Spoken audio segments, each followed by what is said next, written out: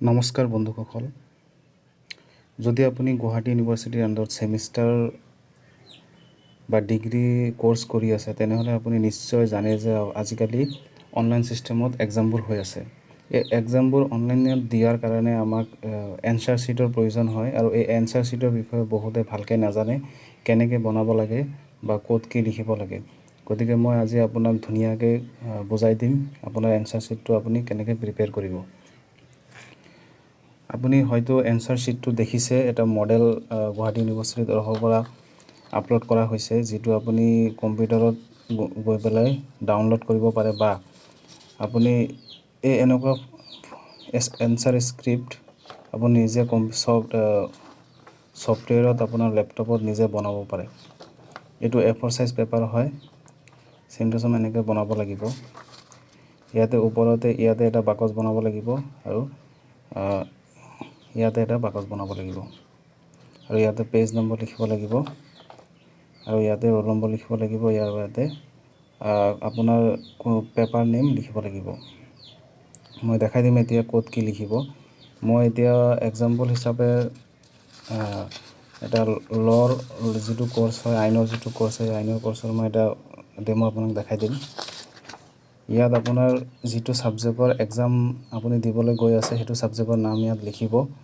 এই নামটো আপুনি আগতে লিখি নল'ব, কাৰণ ৰুটিনত কিবা নাম ছাবজেক্টৰ নাম দিয়া থাকে আৰু কুৱেশ্যন পেপাৰত বেলেগ কিবা নাম দিয়া থাকে। গতিকে আপুনি যেতিয়া কুৱেশ্যন পেপাৰটো পাব, আপোনাৰ কুৱেশ্যন পেপাৰতে আপোনাৰ ছাবজেক্টৰ নামটো লিখা থাকিব। সেইটো চাই আপুনি ইয়াত লিখি ল'ব। মই আপোনাক কুৱেশ্যন পেপাৰটো দেখাই আছোঁ। এইটো আমাৰ কুৱেশ্যন পেপাৰ যিটো লিখা আছে সেইটো হিচাপে আপুনি ইয়াৰ পৰা চাই ইয়াত ধুনীয়াকৈ লিখি ল'ব। তাৰপিছত ইয়াত কাষতে লিখিব লাগিব পেপাৰ কোডটো আপুনি কুৱেশ্যন পেপাৰৰ এই ওপৰত পাই যাব। ইয়াত আপুনি পেপাৰ কোডটো পাই যাব। এইটো আপুনি পেপাৰ কোডটো যিটো ছাবজেক্টৰ আপুনি এক্সাম দিব সেইটো ছাবজেক্টত ইয়াত পেপাৰ কোড থাকিব। পেপাৰ কোডটো আপুনি ইয়াত বহাই দিব। ইয়াত লিখিব আপোনাৰ ৰেজিষ্ট্ৰেশ্যন নাম্বাৰটো ধুনীয়াকৈ লিখিব, কাৰণ ৰেজিষ্ট্ৰেশ্যন নাম্বাৰ চাইহে আপোনাৰ বহীটো চেক কৰা হ'ব। তাৰপিছত তলত আপোনাৰ ৰোল নম্বৰ লিখিব। ইয়াতে মই এটা এক্সাম্পল হিচাপে ৰোল নম্বৰ লৈছোঁ, এনেকৈ UL-716-289-0707। এইটো মই এক্সাম্পলৰ কাৰণে আপোনাক দেখাইছোঁ। এই ৰোল নম্বৰটো আপুনি ক্লিন কৰি লিখিব, যাতে কম্পিউটাৰ স্কেন কৰিলে ধৰিব পৰা যায়। তাৰপিছত ইয়াতে পেপাৰ কোডটো লিখিব। এটা কথা মনত ৰাখিব, যেতিয়া আপুনি ফ্ৰণ্ট পেজটো লিখিব, ফ্ৰণ্ট পেজতে পেপাৰ কোডটোৰ প্ৰয়োজন হ'ব। পিছত নেক্সট পেজকেইটাত পেপাৰ কোডৰ কোনো প্ৰয়োজন নহয়।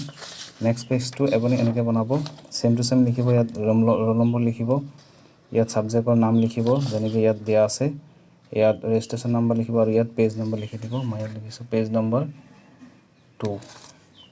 ইয়াত পেপাৰ কোডৰ কোনো প্ৰয়োজন নহয়। গতিকে মই আজি আপোনাক দেখাই দিলোঁ কেনেকৈ বনাব লাগে। এইটোৱে আছিল লিখাৰ ইজি ৱে।